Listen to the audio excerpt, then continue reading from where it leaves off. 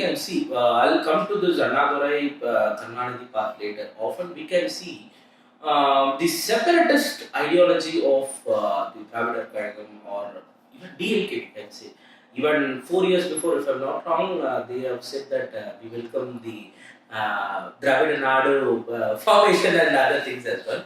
And even I remember Anna said that that will be our end goal, and so Dravida Nadu is like our object or like a goal as such. And we can see still going beyond that, E.V. Ramaswamy Naikar was keen to form a country called as Dravidistan, and he met Jinnah and he met Ambedkar at that time. There was some controversy between all these three as well. So in that time, Jinnah was keen for that, but Ambedkar was not in favor of that, because Ambedkar at the end of the day he was a pure nationalist, and he said that I don't want my country to be divided into many parts. Like I'm not into it. So these are the things which beyond they have planned or they have portrayed. And there is another criticism on E.V. Ramaswamy Naikar is like he's an agent of British. Like he speaks on only against the Hinduism, and he is getting money from the church, and he is getting money from the British so and so or the missionaries so and so. This criticism has been put on Periyar, and this is not a new criticism which has been evolved. So it is there since last 50 to 60 years. So is this really true? Was he an agent of a British, or was he looking to separate all these states from the mainland of India? What's your take on that? So his idea was that, he obviously went along with the Britishers' theory of the Aryan invasion. Okay. And even on the Independence Day itself, he was raising all those black flags. Yes, Dravida Kazhagam said that the Indian Independence Day, that is August 15, 1947, was a black day, and that and they all wore black in mourning. They didn't want the British to leave because Periyar's, his hypothesis was that if the British leave India, then the Brahmins will rule over everybody else, and he did not want the Brahmins to rule over everybody else. This was his basic grounds. Like I said, he was entirely against one particular caste, which was, at that time, yes, the Brahmins were occupying a lot of positions of power under the British rule. No doubt about it. And a lot of the anger that he was expressing was justified. But like you're saying, was he an agent of the British? I don't know if he was an agent of the British, but I can tell you for a fact that he was definitely very convinced by a lot of the nonsense theories that were being, spouted by the British, and he was actively propagating them. The Aryan invasion theory is one that has been proved over and over and over again. If I'm not mistaken, even last month they have excavated stuff in the Harappan, sorry, not the Harappan, this thing, is somewhere in Madhya Pradesh, if I'm not mistaken. Archaeologists have found evidence that the chariots that were there, they did not come from any other part of the world, but they were indigenous. So the whole Aryan theory has been repeatedly debunked. Okay. But Ramaswamy Naikar used it to its full capacity, to its full potential. Allow me to say this. So, was an Aryan invasion theory or the other such theory has been promoted to spread the anti-Brahminism? At the end of the day, what they define as who is an Aryan is like they used to define people who are Brahmins.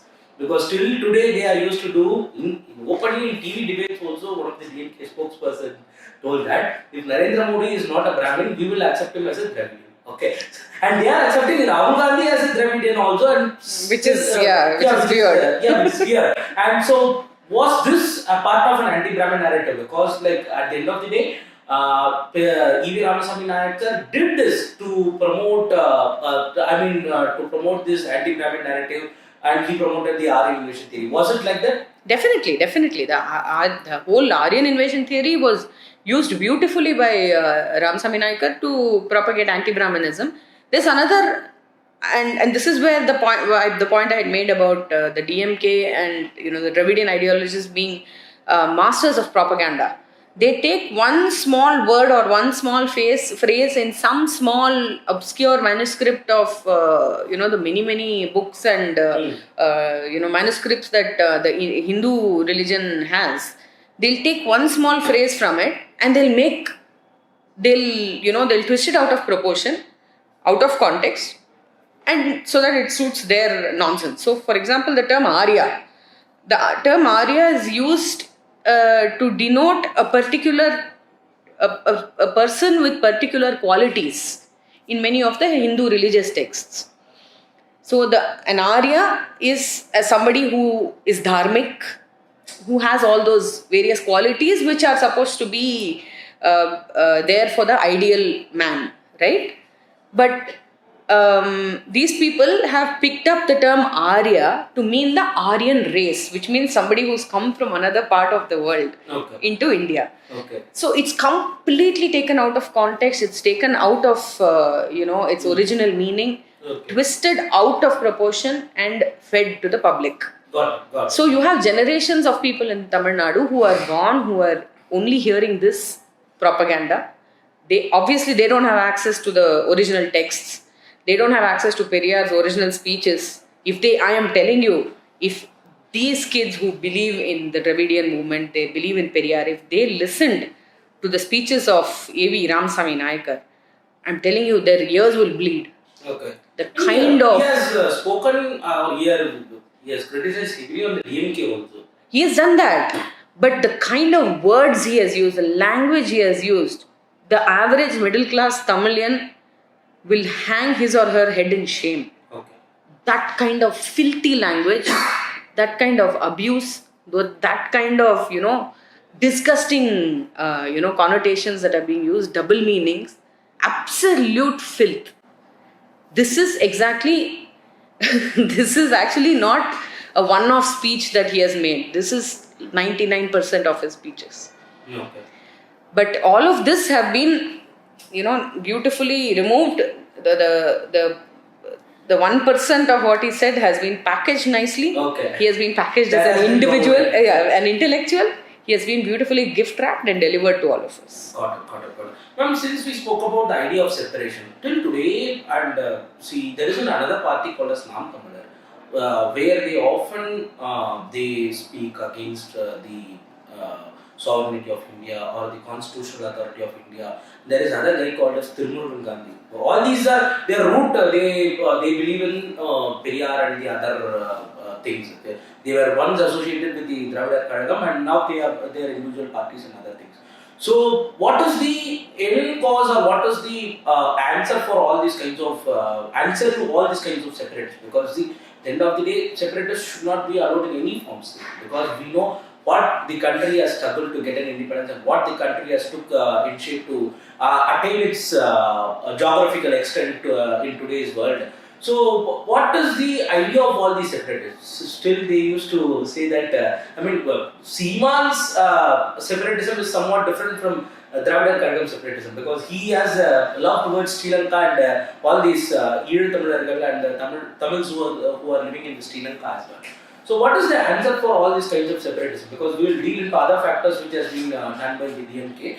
And so, what is your take on the separatism which is still existing in the state of Tamil Nadu?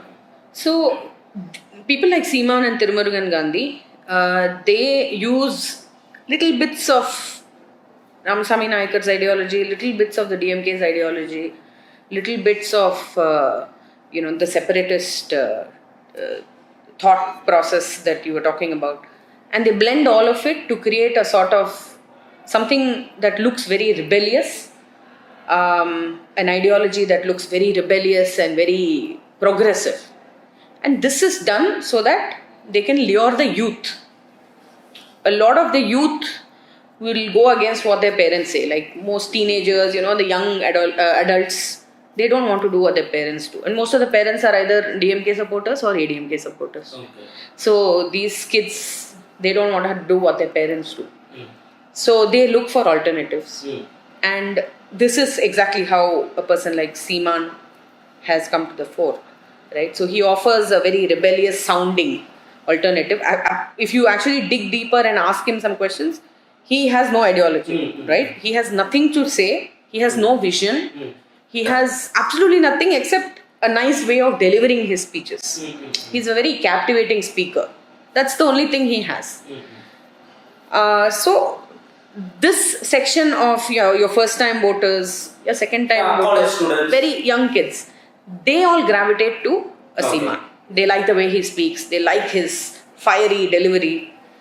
They like his bombast. Okay. And they like Not only the words or ideology.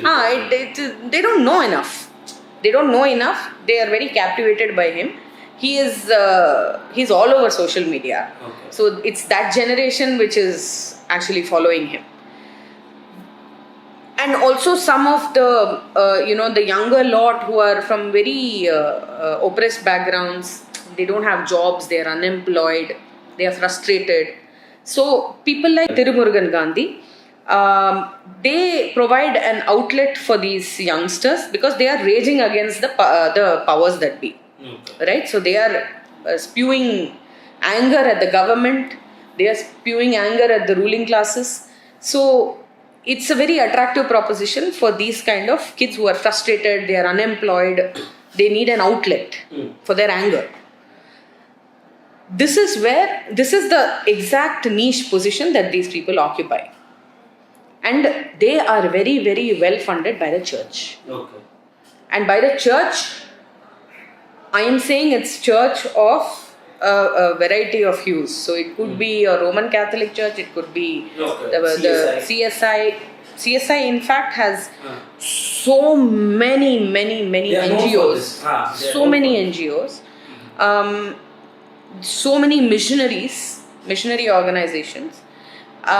They are actively funding a lot of such similar sounding people with ideologies and NGOs with ideologies similar to Seeman's and Tirumurugan Gandhi's, and a lot of this money actually goes to these people as well. So Tamil Nadu, the funding that the church gets, if you look, I don't know if a lot of the audience has noticed, but recently the Rajya Sabha MP P. Wilson had moved a bill to restore funding for all the FCRA funding for all the Christian NGOs which has been in Tamil Nadu. Yes, which have been stopped from getting funding. Huge amounts of money, and this is not a conspiracy theory. I have actually worked on this. Okay, I have done the research on this along with a few other colleagues and friends. The money that is coming from foreign countries into NGOs in Tamil Nadu is huge. It's ridiculous sums of money. Got it. Now, what has happened is that the FCRA, the rules and laws have been tightened. Many of these NGOs have lost that funding. They don't have that amount of money any longer. So, people like people who have been getting the money from the church through these NGOs, they are now suffering. Okay. And that is, in fact, the reason why the DMK has also gone and done this.